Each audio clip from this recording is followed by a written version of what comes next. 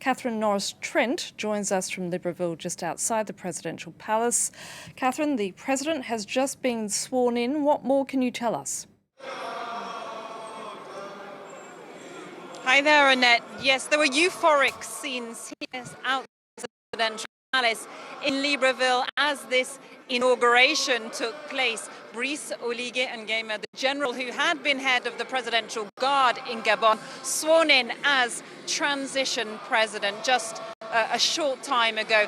And he gave a speech to the nation, which was broadcast on big screens here in the square outside the presidential palace, saying that the security forces had taken their responsibilities, that they had said no to fraudulent elections, and that he quoted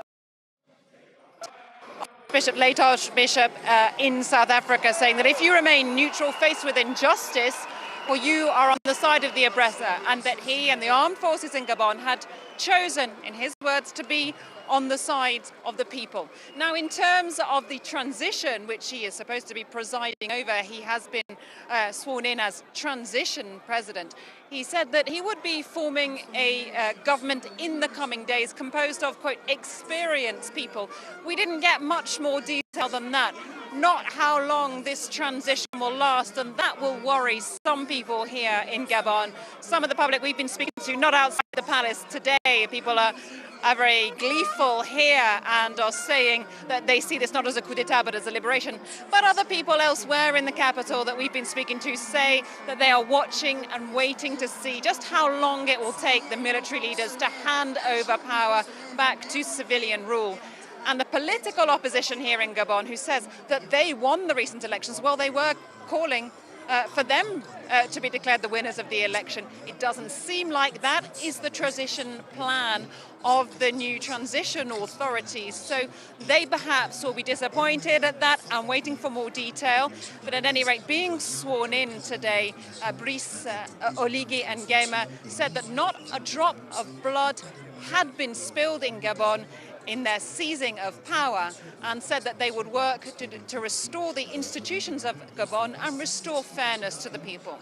Catherine, I know that you've just managed to get into the country now that the borders have been opened, but I want to sort of get a sense of what people have been saying to you. Has the tension somewhat dropped as a result of this swearing-in ceremony, for example?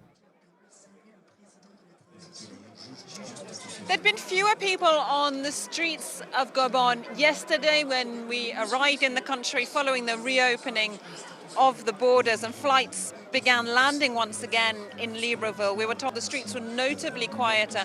And people we've been speaking to in the capital said, well, they were very much watching and waiting to see what happened next. I have to say there was an overwhelming feeling of relief amongst those we spoke to that the rule of Ali Bongo had been ended after that of his father. You know, the Bongos had been in power for 55 years in Gabon, and it was a very oppressive regime. So people were really anxious for change. So overall, globally, among those we've been speaking to, they've been happy that that's happened. But there's also wariness, too, about where this could lead. And some people pointing out that the man who's taken over as transition president, General Nguema, was part of the Bongo clan, if not the family, that he'd been close to the father, Omar Bongo, and then he was the head of the Republican Guard of Ali Bongo, that he has links on his mother's side, family links, with the wider clan. And so they're perhaps saying that this is a palace coup and that not that much could change. So they will be watching and waiting to see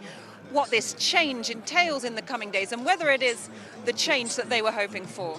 Catherine Norris Trent reporting there in front of the presidential palace in Libreville. Thank you.